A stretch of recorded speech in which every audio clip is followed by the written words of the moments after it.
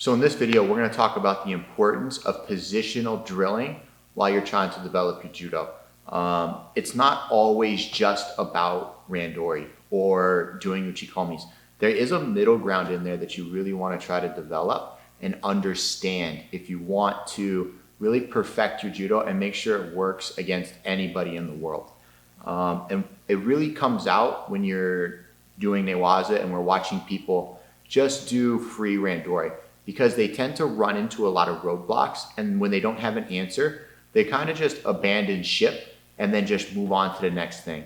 And what that tends to look like is this. So if he balls up really tight, let's say my partner stands here and I'm behind him and I'm like, I can't get my hands inside, I can't get this. I come all the way around, I'm trying to do sankaku, that's not working. I yank him up, I throw my hand inside, and it's like, okay, I got my good grip here, and it's like, I'm gonna try to roll him. And I can't get it, So what I do is I take my hand out. And it's like, that hand being inside was the thing you really fought for. So when you're looking at developing or trying to work out and get really good at something so that you understand all the different nuances, and not just in your head have an answer, but also physically have an answer where you can feel where your partner is trying to play defenses and you develop those counters. So for example, when we start a randori session like this, or we start to play judo, what I would do is I would say, okay, we're gonna start here and pop up for me. I'm gonna go, I want this grip, okay? And now you're down. Okay, so I have one thing and only one thing, but now it's gonna turn into a live fight where it's like, okay, we're gonna go for like a minute to 2 minutes, and I'm just gonna try to get him. And let's say I roll him, boom, and I stick him, and he can't get out. I'm not just gonna go like this, and then he's gonna roll back over, and then I'm gonna be in here, and now I'm gonna be like, okay, now it's a free fight again. I'm gonna go right back to what I wanted. I have my one grip. He's gonna tighten back up, and we're gonna go, okay, go. And now, the thing is go ahead and play 100% defense on me, Ryan. Ready? Don't get turned. Ready? Don't get turned. Yeah, and it's like, I can't get him. I can't figure it out. Well, something's wrong in the technique. Okay, what we don't want to do during these sessions is actually just go, that's not working, I'm gonna banish ship. Okay, he's open, so I wanna go do sankaku, right? Because you're not really teaching yourself how to develop and really perfect the technique when you run into a roadblock. When you're competing, and you're even at high levels like the national championships or some of your first international tournaments, people are always gonna be flexing. They're gonna try not to get caught, right? Just like he's doing now. But the trick is, he knows what's gonna happen, but you're good enough at the technique because you know the ins and outs that you can get it anyways. So when you do drills like this, ready? Don't play defense. Play defense, 100% defense. Ready, Ryan? Go. Defense, defense. He's gonna play defense. It's like, I understand, boom, there's my angle. I'm fighting, I'm learning all those ins and outs. I'm turning him, ready, go play defense, play defense. He's trying to move, I'm holding him. Maybe I throw that leg over, I pull it back. Right, I'm controlling.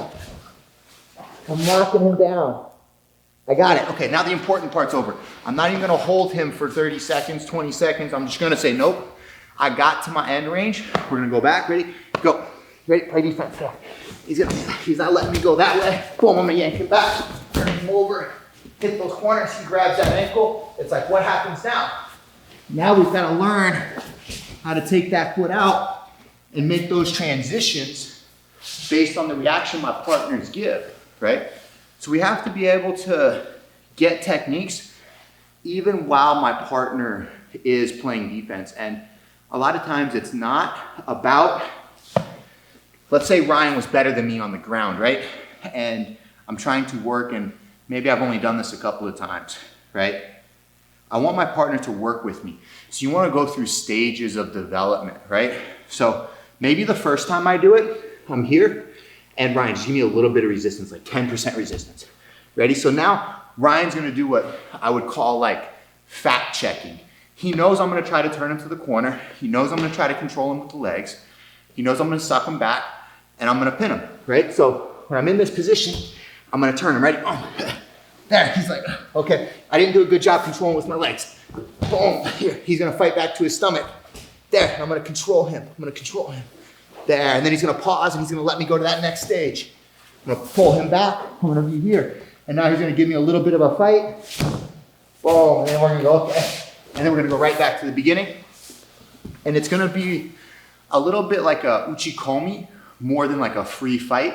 And you can work yourselves up where maybe he does 10%, then 50, then 90, and then a full on. We're just gonna do randori, starting with the grip. And you can do this with a lot of different techniques, right?